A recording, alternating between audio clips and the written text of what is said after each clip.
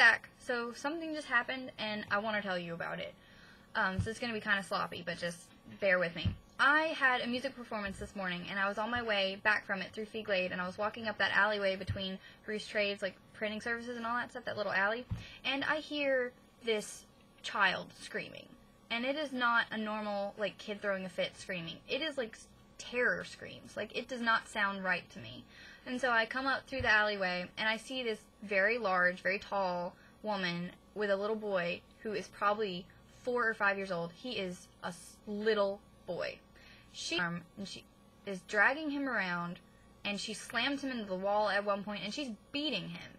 And there are people walking by, and no one was even looking at them.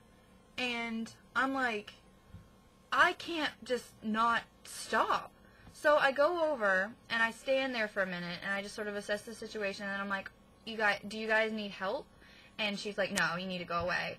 And I'm not leaving at this point, because the little boy is making gasping, gurgling noises. Like, his chest sounds are not normal. I know what normal chest sounds sound like, and that's not it. He is gasping and wheezing, and he has got a lot of mucus, you know, and then he threw up, and she's, like, yelling at him this whole time. She's like, quit trying to make yourself sick, quit trying to get attention, blah, blah, blah.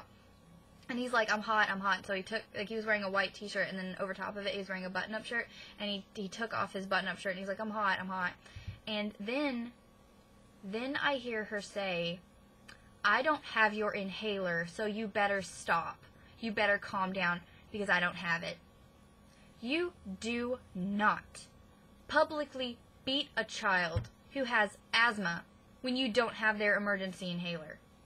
Because you know what triggers asthma attacks? Stress. Do you know what causes a whole bunch of stress? When you are beating your child, I assume it was the grandmother, when you are beating a small child in public.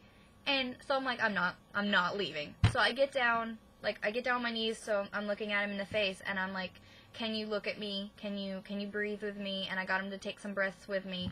And when his breathing sort of normalized and he stopped crying, he looked at me, and I'm just like, are you okay? And he said he was okay, but I don't know. I didn't know what to do, because I was like, should I call public safety? Should I call the police? What do I do? And now I'm really regretting it. Now I'm really wishing that I'd called somebody, but I was in a hurry. And anyway, people make me sick. People make me sick sometimes.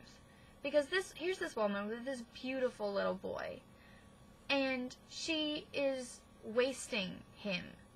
Because there's so many people in the world who would kill for a child, a little boy to have. And she has this little boy, and what does she choose to do?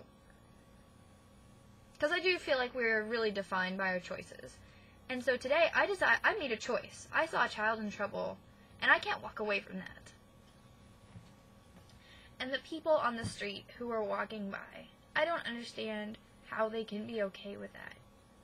Because even though I stopped, and even though I tried my best to assess the situation and do whatever I could, I still feel guilty that I couldn't do more.